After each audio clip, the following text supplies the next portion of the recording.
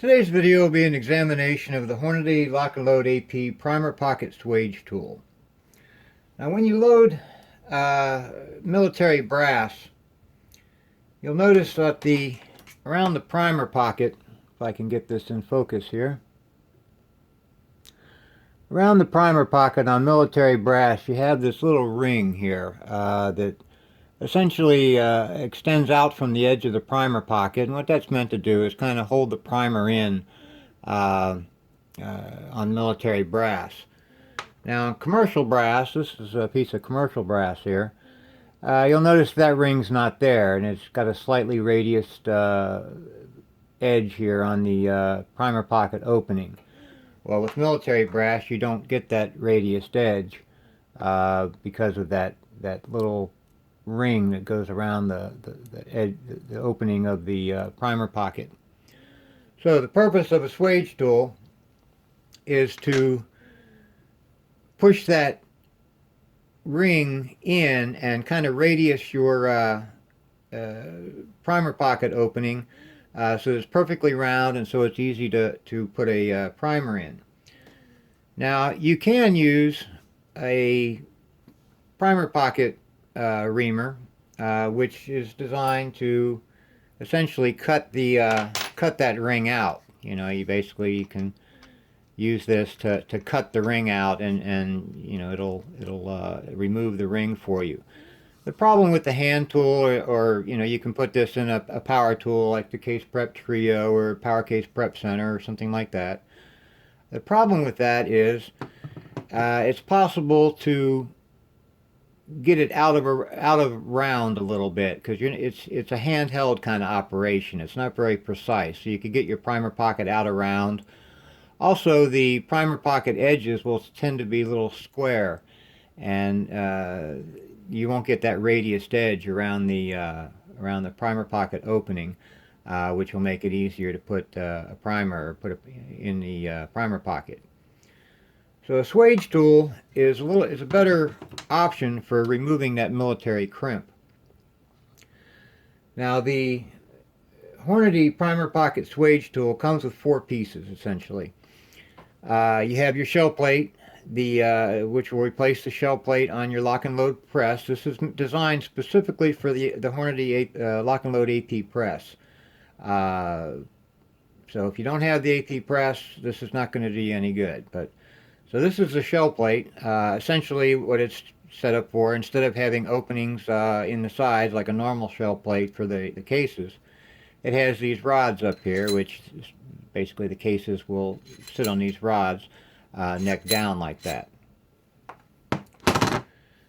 Has 3 dies.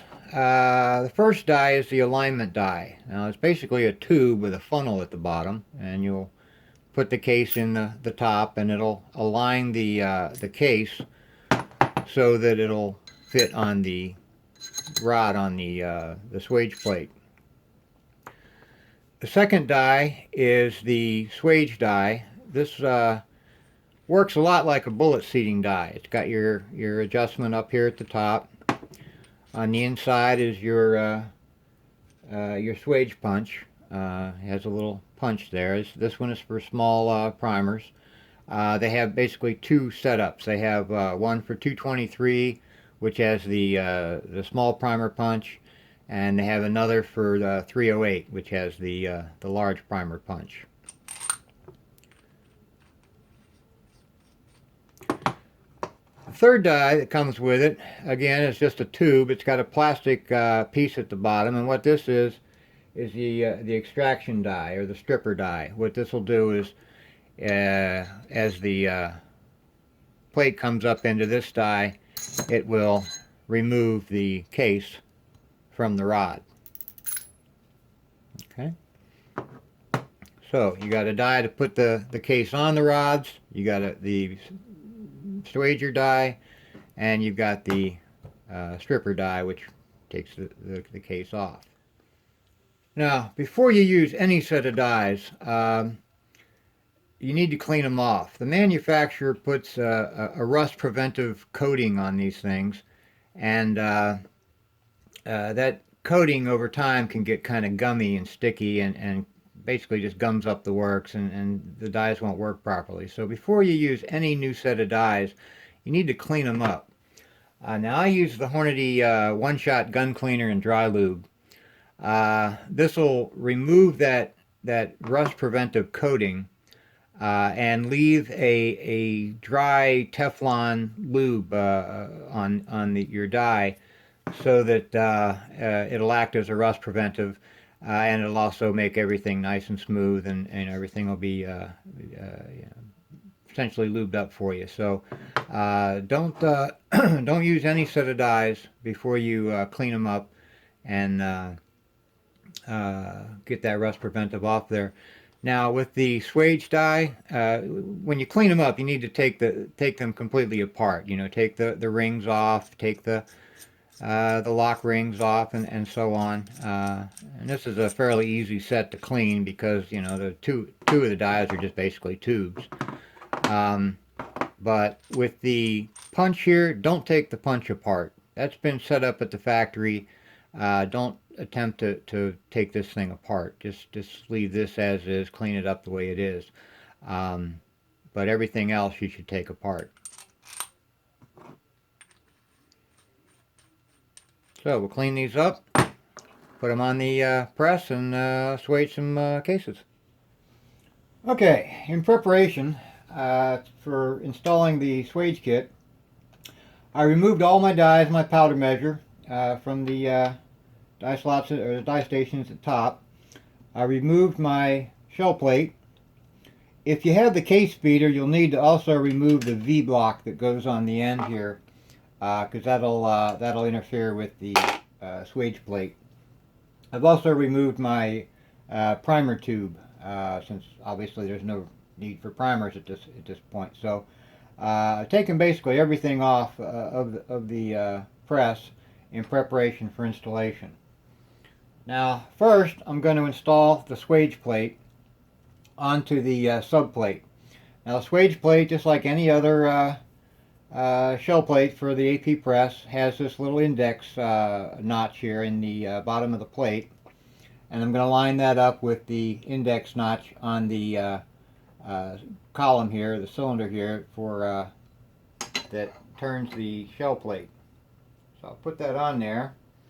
I'm going to use my bolt to pull that cylinder up and get the notch engaged in the notch on the shell plate, or swage plate here.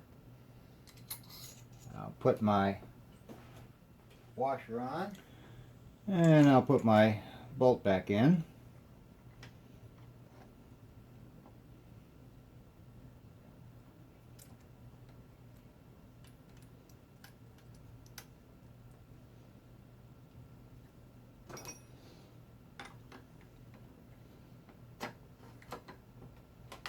And tighten that down. Now there's no need, obviously, for the case retainer spring, so we'll leave that part off.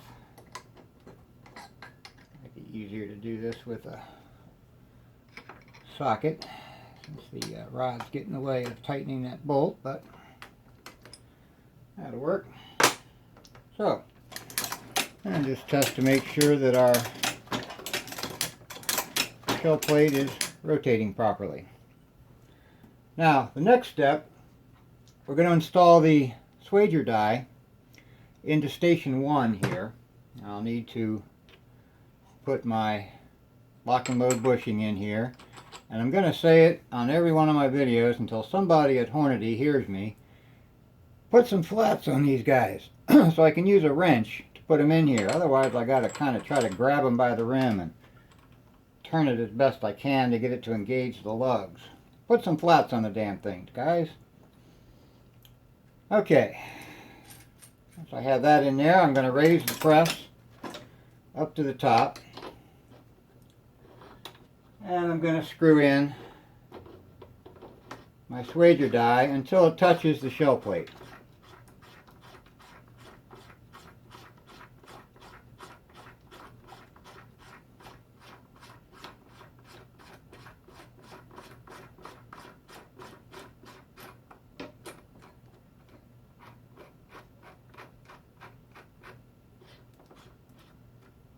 Okay, right there it touches the shell plate. Now once I gotten to that point, I'm going to back it off half a turn. And then I'll tighten my lock ring down.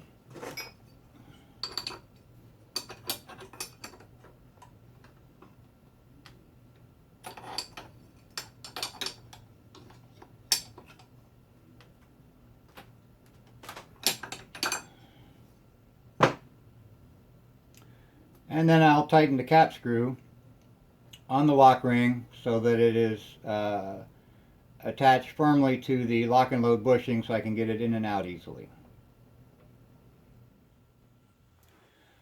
Next, we're going to put the stripper die, that's the part with the plastic piece at the bottom here, into station 3. Do it much the same way. We'll put our lock and load bushing on there without the flats, Hornady. And we'll raise the ram and we'll screw it in until it just touches the shell plate. Now it's important that the stripper die and the alignment die are touching the shell plate so that the shell plate doesn't come up too far into the Swage die. Remember, we backed the Swage die off by about a half a turn so it doesn't quite hit the shell plate. So I've got this die hitting the shell plate. I'll tighten my alignment or my lock ring on it. And we'll tighten the cap screw.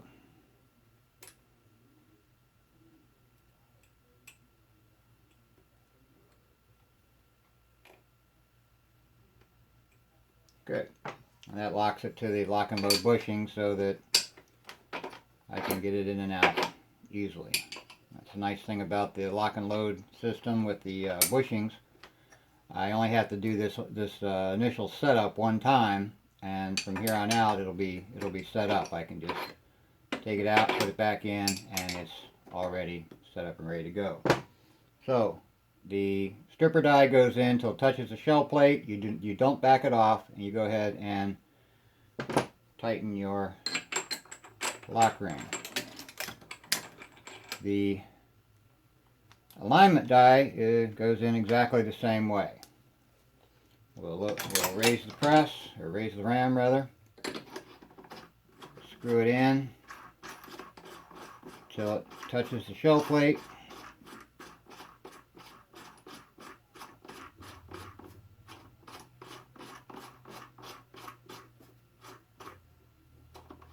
Right there.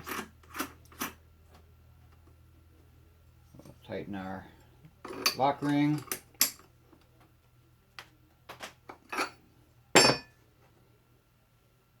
And tighten the cap screw.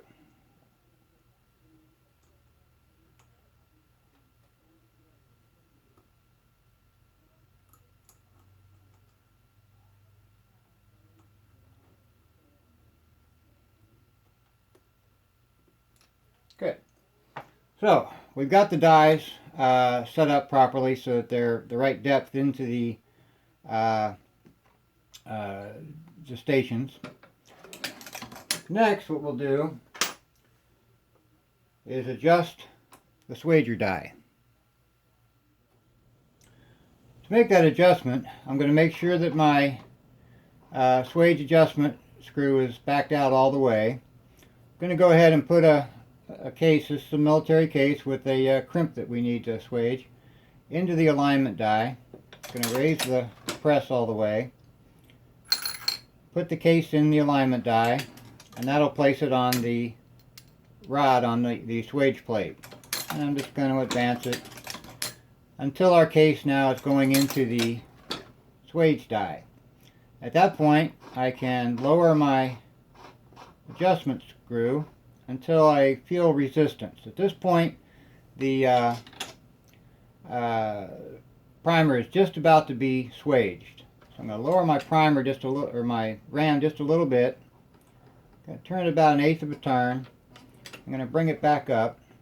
I should start feeling resistance here.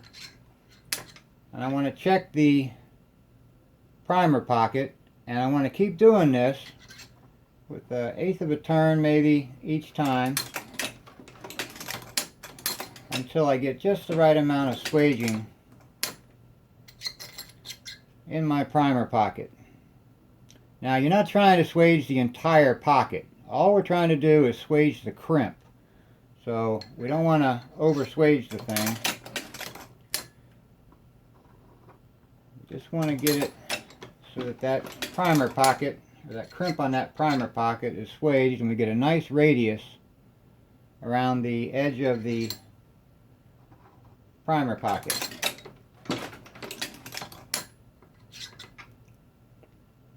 Now, as the primer pocket goes up into that punch, the punch will eject the case. You know, when the ram lowers, it'll eject the case off of the primer punch. But if you see that it's getting stuck or whatnot, you can use a little case lube in the primer pocket or on the punch to try to lubricate that a little bit. Just need to remember that when you go to put the primer in, you remove any lube so it doesn't foul your primer. We want to get it just to the point where we've got a nice radiused edge there.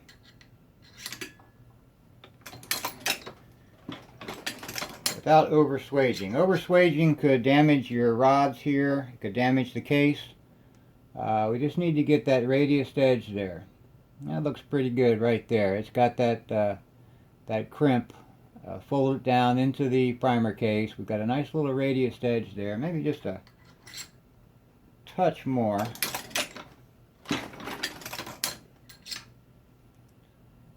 Yeah, that's looking pretty good. You need to, I don't know if you can see that on the video. I can get that in focus, but we've got a nice radiused edge there. The crimp is no longer coming out into the primer pocket, and it's nice and radiused. Okay, and you can test this by going ahead and putting a primer in. Make sure the primer will seat properly, and you know, just to test out the amount of swaging that you've got on your case here. And once we've got that set up, then I'm going to tighten the lock ring so that my adjustment screw won't move. And then I'll run another military case through it. And the process basically goes like this. You raise the ram, you put a case in, lower the ram, raise it again, you'll put another case in if you're doing a batch here. Lower the ram, one gets swaged while you put another case in. Lower the ram, back up, put another case in, and then at this point the stripper die then will take the case off of the rod, and the first one won't come up to where you can remove it, but oops, need to raise that ram first. Raise the ram, put a case in, run it through the cycle.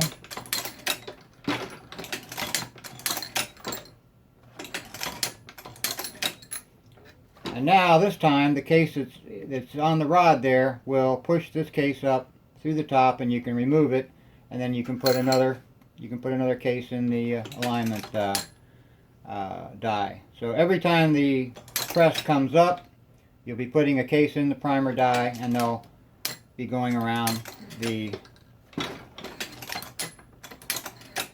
process similar to the way that you load with it with an auto progressive press. You've got, you know, you'll end up with 5 cases on the rods, and they'll be going through the cycle, and you can very quickly get your primer pocket swaged.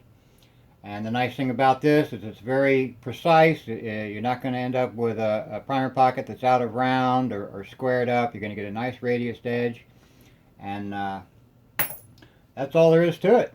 It's very, very, very simple. The only, you know, downside, I guess you could call it, is that the Hornady primer pocket swage tool only works with the Hornady lock and load AP press. So if you got an AP press, this is a great way to go. They just started shipping these things a few weeks ago, around the beginning of July roughly. I've been waiting for quite a while to get mine. Like I said, this is the 223 version. It also comes in a 308 version for large primer pockets, and it has different size rods, I suspect, for the 308 cases. That's all for this video. I hope you liked it. If so, please click the like button. Maybe even subscribe to my channel. Thanks for watching, and happy reloading.